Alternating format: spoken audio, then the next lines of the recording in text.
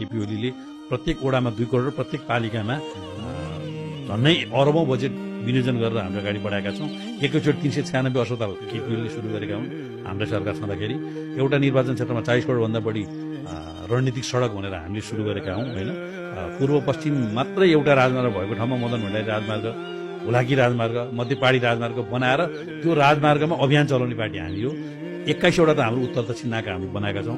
लुम्बिनी पोखरा अन्तर्राष्ट्रिय एयरपोर्ट बनाएका छौँ। आज नेपालको सारा एयरपोर्टहरूको स्तर उन्नति भएर सन्ध्याकालीन सुविधा सबै ठाउँमा छ। आज विराटनगर अथवा चाहिँ पोखरा नेपालगञ्ज पोखरा गएर चाहिँ बास बस्नु पर्दैन, बिहान गएर बेलुका फर्किन सकिन्छ होइन।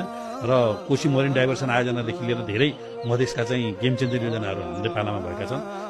राष्ट्रपति शैक्षिक सुधार कार्यक्रम भनेर भूकम्प भएको कारण सारा विद्यालयहरू सुधार भएका छन् होइन। आधुनिक प्रधानमन्त्री कृषि कार्यक्रम भनेर चाहिँ नि टनेल खेती लगायत थोपी सिँचाइ लगायतका आयोजना शुभारम्भ भएका छन्। जसरी झुटको खेती गरेर केपी ओली र एमालेमाथि आरोप लगाएर केही साथीहरूले वर्चस्व राखेर यो देश ध्वंस पारे, पटक पटक छातीमा हात राखेर रुनेछन् र वास्तवमा एमालेमाथि र केपी ओलीमाथिको आक्रमण चाहिँ बेठी गरिरहेछ भनेछन्। र उनले चुच्चे नक्सादेखि लिएर भारतको नाकाबन्दीको विरुद्ध उनले जुधेका कारणदेखि लिएर र उनले संयुक्त राष्ट्रसङ्घ लगायतका ठाउँहरूमा चाहिँ जनसङ्ख्याका हिसाबले, सामरिक हिसाबले र आर्थिक हिसाबले हामी कमजोर हुन, तर सार्वभौम सत्ता सम्पन्न जनताको हिसाबले अमेरिका, चाइना, जापान र इन्डियाभन्दा हामी कमजोर छैनौँ भन्ने जुन ओली डक्ट्रिन भनियो त्यो भनेका कारणले हाम्रो कलकत्ता बन्दरगाहसँगको व्यापारिक नाकालाई प्रशान्त महासागरसँग जोड्नको लागि चाइनासँग व्यापार सन्धि गरेका कारणले सी जिनपिङ र पुटिनसँग कुम जुधाएर चाहिँ नेपालको सम्मान र गौरव बढाएका कारणले यी सबै गतिविधि भएका छन्। र यो गतिविधिका कारणले एमाले सक्यो, ओली सक्यो र हाम्रो राज होला भनेर कसैले सोचेको त्यो गलत हो। र हामीले यी बोलेका कुरा चाहिँ घमण्ड दम्भ होइन, हाम्रो इतिहासप्रतिको गौरव हो, हाम्रो कामप्रतिको गौरव हो र हामीले खेलेको भूमिकाप्रतिको गौरव हो। त्यसभित्र नकारात्मक कुरा छ, त्यसभित्र केही